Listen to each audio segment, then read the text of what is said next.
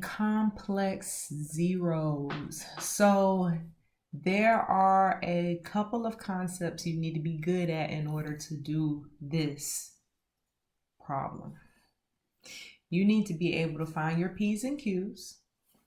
P's and Q's are your Rational Zero Theorem. So if you don't know how to do that, go back to that video. It's called Rational Zero Theorem. And students call it P's and Q's, finding your P's and Q's. You need to know how to do synthetic division. If you don't know how to do synthetic division, if you don't know the words that are coming out of my mouth, go back and look at the video. This is not going to make any sense unless you know how to do that. Also, what would be helpful is knowing how to use the quadratic formula and knowing how to factor. So all of those concepts, you need those before you start this video. If you don't have any of those, stop, go watch those videos. So here we go. Oh, okay, I'm good. I thought I forgot something, but I'm good. Okay, so first of all, we have this problem on your screen that you see right now. I am going to start out with your P's and Q's. Okay, one thing I want to talk about before we start though is the degree of this polynomial. The degree is going to be a 4th degree polynomial. And you know the degree just by looking at the highest power that you have. So it's a 4th degree polynomial. What that means is that at the most, you can find 4 solutions. That's the highest number of solutions you can have. You can have less because you can have numbers that repeat, but overall we're looking for 4, okay? And they can be either real or complex. So to kind of organize my thoughts, what I do is I put 4 X's on the side of my paper. Like, this is what I'm looking for. This is my goal, okay? After that, let's talk about your P's and Q's. Your P is going to be the 18, and then your Q is going to be the 3. Now, if that makes no sense, that's because you need to go back and watch the video on the P's and Q's. So the factors of P are going to be 1, 2, 3, 6, 9, 18. The factors of Q are going to be 1, 3. Okay, so I got to find all the P over Q. Those are all of my possible values that I could have. So that's going to be 1 over 1. That's going to be 2 over 1, 3 over 1, 6 over 1, 9 over 1, 18 over 1. And then I got to take all these numbers and put them over 3. So that's 1/3, 2/3. Then I have 3 over 3. 3 over 3 is 1. We already have 1. 6 over 3 is 2. We already have 2. 9 over 3 is 3. We have that. And 18 over 3 is 6. We have that already. If this doesn't make sense, I'm going to say it again. Because right now, if you watch this video without the P's and Q's, then this probably doesn't make any sense. Okay, so here's a list of the possible rational zeros that could be a solution to this function. To figure out what works, what we're going to do is we're going to go to our graphing calculator, and you're going to enter this polynomial into your graphing calculator, exactly how it looks. So 3x to the 4th plus 5. No, where did I get that out of this clouds? Okay. Plus 5x to the 3rd. Then I have plus 25x squared plus 45x and then minus 18. Okay, so I put that whole polynomial into my calculator. Now I have to go to my table. Now this is important. You got to go to your table, but before you go to the table, you got to go to table set. If you press the second button and then press window, you'll get to this thing called table set. You got to press the second button in window. Get to table set. You need to make sure your independent variable is set to ask. Okay, independent variables like your x values, right? So now go to your table and you'll get a blank screen like this. So what we're going to try to do is we are going to plug these values, these P's and Q's that we found, we're going to plug them into our calculator to see which one of them is going to give us a 0. We just need a starting point. I need one value that's going to give me 0 when I plug it in. So I'm going to plug in the first number. 1, press enter. Doesn't work. Let's put -1. Doesn't work. Let's try 2. Doesn't work. Let's try -2. -2 works. -2 works. That means when you plug in -2 into that original polynomial, you plug in -2 for all the x values. When you condense it, you get 0. That means that it is a solution, right? So I'm going to put -2 over here as one of my values. -2. X equals -2. That's one of my solutions. So now that I have found something, hold on just a minute. No.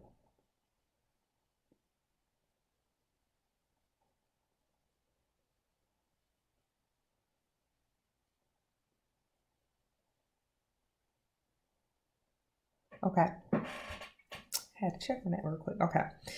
So now that I found something that gives me 0, what I need to do is do synthetic division with that value that I found. So synthetic division says that I should put the solution on the outside, and then the coefficients of my polynomial goes inside of the house.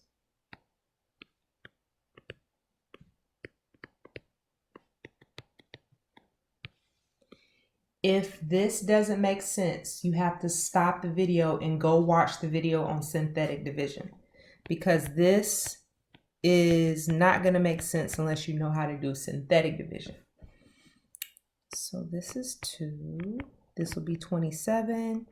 This is -54, -9, 18. Now, when you do your synthetic division, you should get a remainder of 0 all the way here at the end. It should be a 0. If it's not 0 at the end, then you're not doing it correctly. So -2, I have this new polynomial. So one thing about synthetic division that you would learn if you go look at the previous video, this started out as a 4th degree polynomial. And since I did synthetic division, it broke it down to now I have a 3rd degree polynomial. Every time you do synthetic division, it breaks your polynomial down. That's what we're trying to do. We're trying to keep breaking it down until we get all of the solutions, right? So here I am, I have this. So now let's go back. After you do your synthetic division, you go back to your calculator and you're going to test the rest of your solutions because we stopped at -2. Let's keep going here. Let's try 3. Nope, let's try -3. No, let's try 6. No, let's try -6. No, let's try 9. Nope, -9. 18. I'm assuming -18 doesn't work either. No, it doesn't. So now let's try the fractions. I have 1/3. 1 divided by 3. 1/3 works. So 1/3 is one of my solutions. So over here where I have my list of x's over here in the corner. Let's see. So what did I say? 1/3? 1/3 is one of your solutions. So you put it here in your x value. Okay. And because you put 1/3 in the calculator, you got 0. That's how you know that it's one of your solutions. So now you're going to do synthetic division again, okay, with the new polynomial. So I put 1/3 on the outside, and now I take these new numbers, 3, -1, 27, -9. And I'm going to do synthetic division. First number comes down, that's 3. 1/3 times 3, that's 1. -1 and 1, that's 0. 1/3 times 0 is 0. 27 plus 0 is 27. 27 times 1/3 is 9. And then negative 9 plus 9 is 0. It cancels out at 0. Again, if you don't end with a 0, you're not doing it correctly. So we did synthetic division again. We had a third degree polynomial. Now it breaks down to a second degree polynomial. Okay. And last, we're going to go back to our calculator to test the last couple of numbers. What did we stop at? 1/3? Let's try negative 1/3. No, let's try 2/3. Let's try negative 2/3. No, nothing works. So we have tried all of the P over Q values, right? The only two that work are negative 2 and 1/3. And we did synthetic division with both of those numbers. Now we have to go to another option. We don't have any other options in the P's and Q's. So we're going to write down our new polynomial. Let me go back. We started with a 4th degree polynomial. Okay, we started with 4th degree. Let me change color so you know. Okay, right here, we started with a 4th degree polynomial, right? Then we did synthetic division. It turned into a 3rd degree polynomial. Then we did synthetic division again. It turned into a 2nd degree polynomial. So now our new polynomial is going to be 3x to the 2nd. There's no x value since it says 0. And then I have plus 27. I set that equal to 0. And then I have to make a decision on how I want to solve for x. In order to solve for x on here, I'm going to go ahead and do the square root property where I subtract the 27. Subtract the 27. This gives me 3x squared. This is negative 27.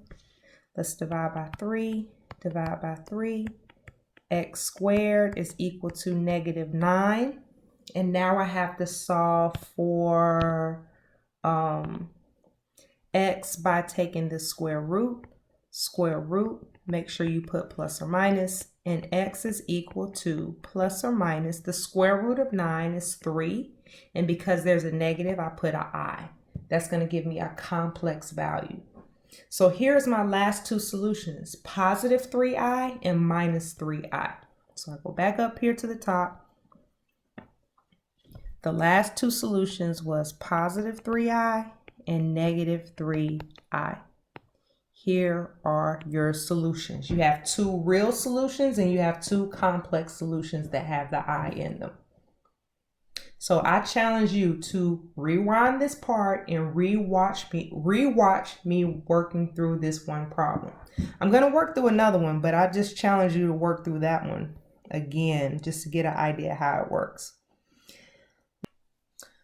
Okay, let's take a look at this one. And we have a, what degree is this? This is going to be a 5th degree polynomial. 5th degree polynomial. So at the most, we're going to have how many? 1, 2, 3, 4, 5. 5 is the most solutions that we're going to find from here, okay? And now let's do our P's and Q's because that's going to be our starting point. We need something to plug into our calculator. So our P value, our factors of P are going to be 1, 2, 4, 8, 16. All of those numbers divide evenly into 16. Therefore, they are factors. And then for Q, you see no number in the front. So that tells you that it's just plus or minus 1. If you don't see anything, it's understood to be 1. So your P over Q is 1 over 1, 2 over 1, 4 over 1, 8 over 1, and 16 over 1. Here are all our possible values that we're going to plug into our calculator. Okay, so now from here, you go to your graphing calculator and you're trying to find something that's going to give you 0, right? So let's turn our calculator on. I always forget to turn it on. Turn it on. Okay. So let's clear this out because that's from the previous problem. And let's put x to the 5th minus 5x to the 4th plus 12x to the third minus 24x squared. Nope, forgot to put 24. 24x squared plus 32x, and I forgot to put the plus sign. And what was the last number? Minus 16. Minus 16. Now you go back and look and make sure you have everything entered in there the correct way, because one number being off will mess up the whole problem, okay? So now go back to your table. Let's go to our table. The table set should already be okay because we already did table set. You have numbers in there from the previous problem, just delete. Press the delete button, it'll make all those go away. And we're going to start putting numbers in there. Let's put 1. That doesn't work. Let's put -1. That doesn't work. Let's try 2. That doesn't work. Let's try -2. Nope. Let's try 4. 4 works.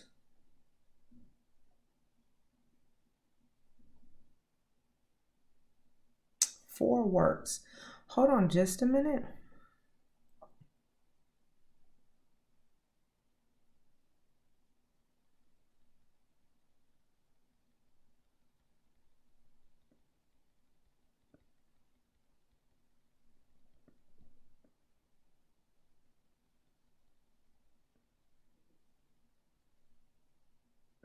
Okay.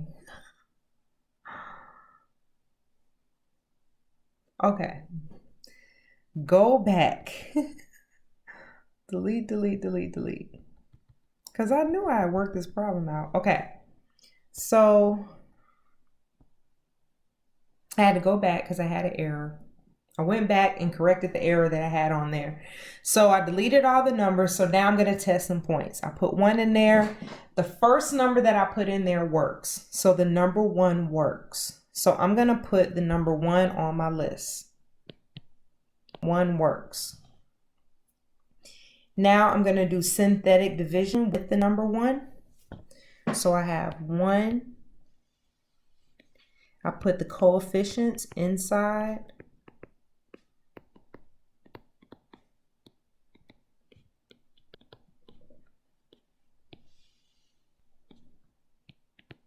And I'm going to do synthetic division with this. -4. This is going to give you 8. 8. This is going to give you -16. Minus 16 to give you positive 16. And then it ends up at 0, which is exactly what we need, right? So now we go back to our calculator and let's see if we find another number. We started with 1. 1 worked. Let's try -1. No, let's try 2. 2 works. So I'm going to put the number 2 in my list over here. Because 2 works. When I plugged it in, it gave me 0. So I'm going to put a 2. Now, we're going to do synthetic division again with the number 2. And we're going to do the synthetic division with our new numbers. Don't go back to the original. Use the new numbers that you found, okay?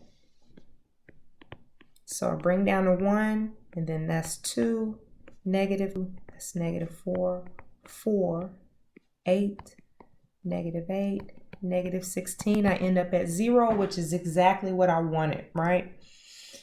Okay, now going back to our calculator. So we got 1, 2. Let's test the remaining numbers to make sure we don't need to do synthetic division again.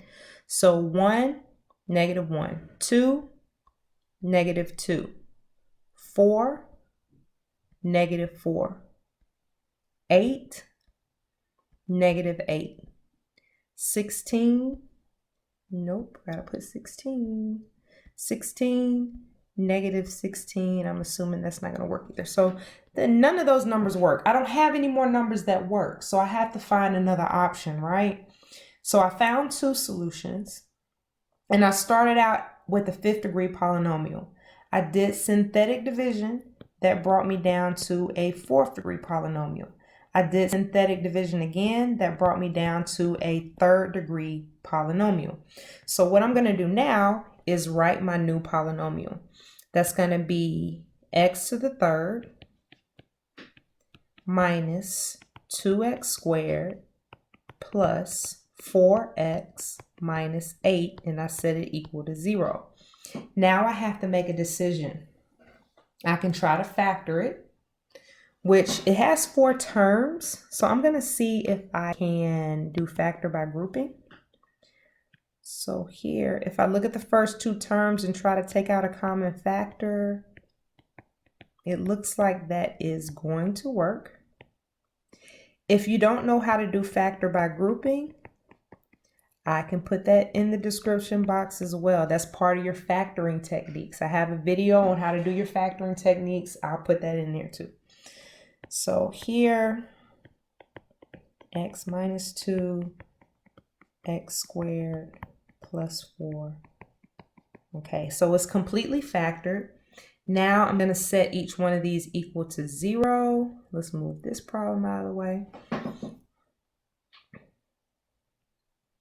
Okay, I'm going to set each one of these equal to 0. So x minus 2 equals 0 and x squared plus 4 equals 0. Now the first one, I just add 2 and I get x is equal to 2.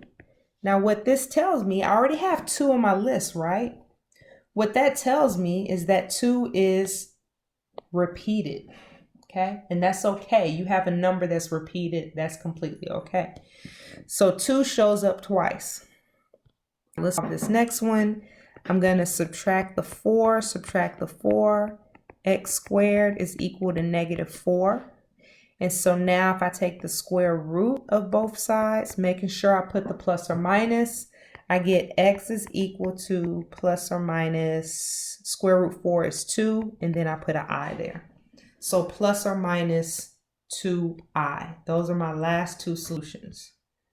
2, positive 2i, and minus 2i. Here are the 5 solutions.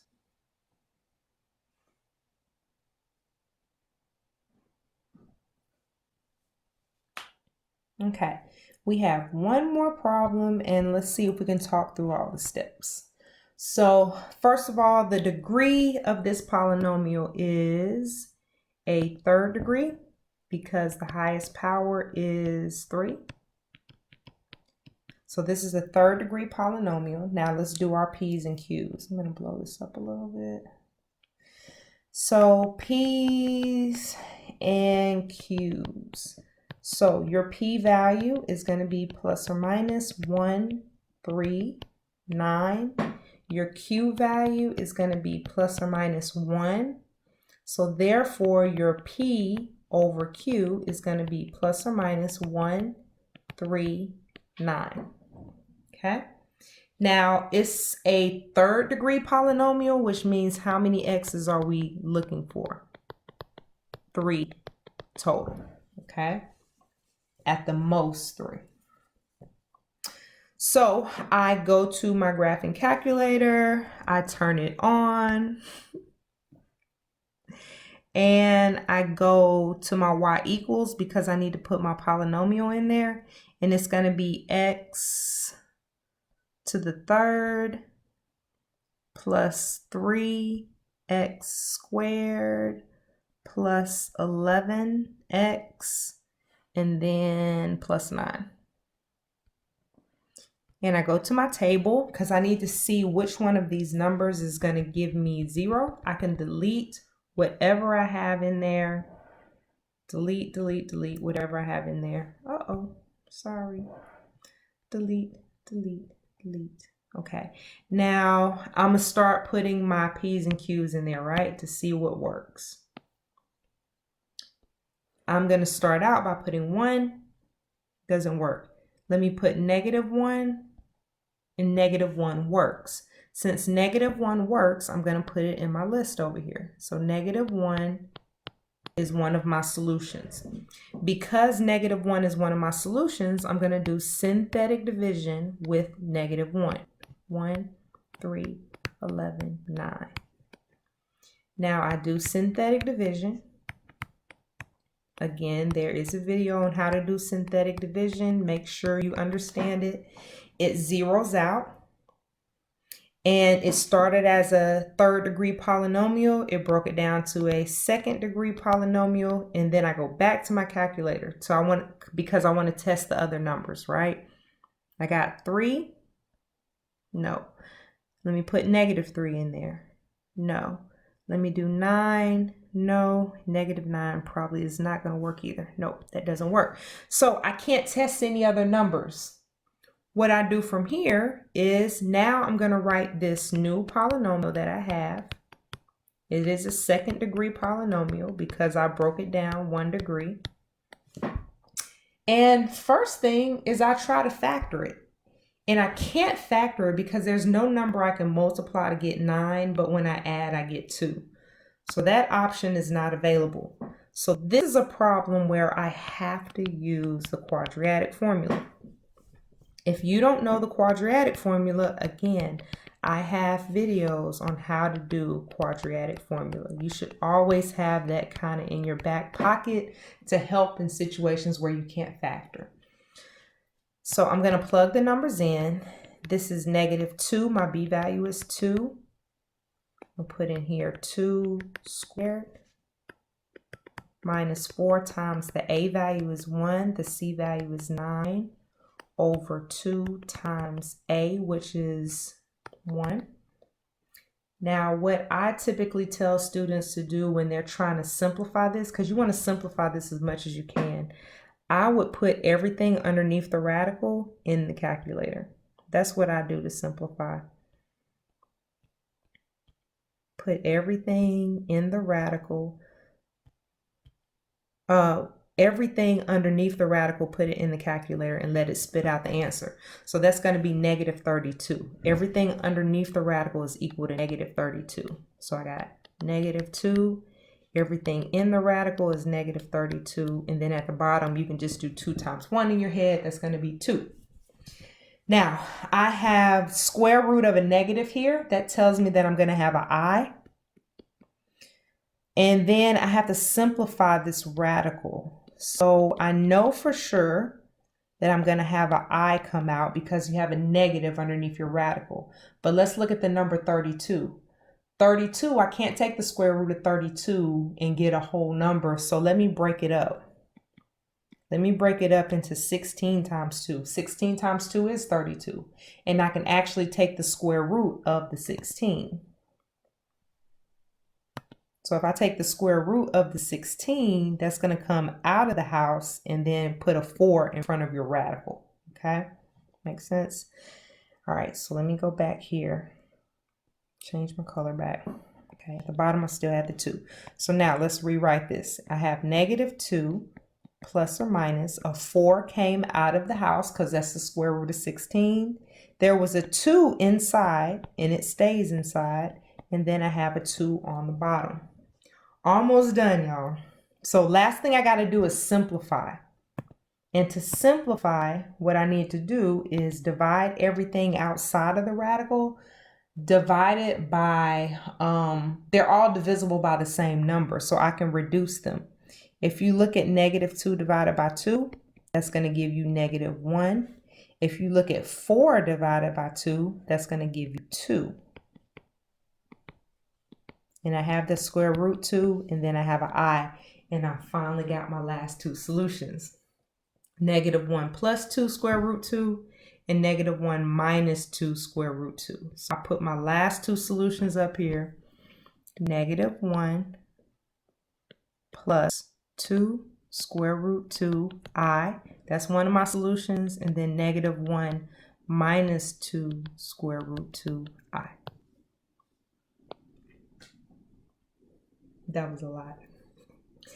I challenge you to rewind this video, go back and look at any previous videos that you need to look at in order to have all the steps that you need. I would encourage you to write down some steps also to how we did each one of these problems. If you have any questions, feel free to reach out to me, and thank you for watching.